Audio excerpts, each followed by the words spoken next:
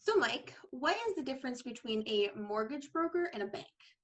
The difference between a mortgage broker and a bank is a bank has a set menu of products that their bank offers, uh, whereas a mortgage broker um, goes and looks at has a considerably larger array of sources.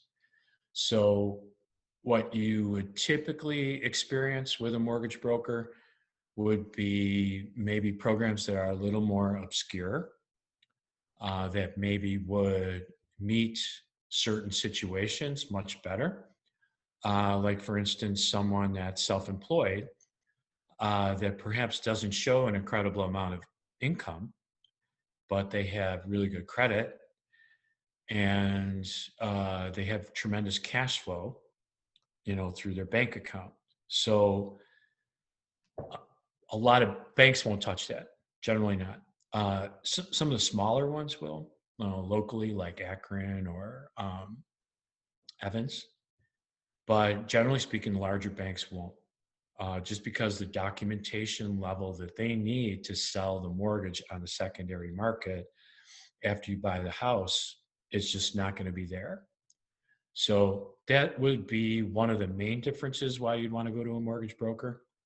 I think the other thing too, sometimes a mortgage broker will go out and purchase, or I should say, lay claim to the rights to, a substantial amount of funding to get a low interest rate that they in turn pass on to purchasers.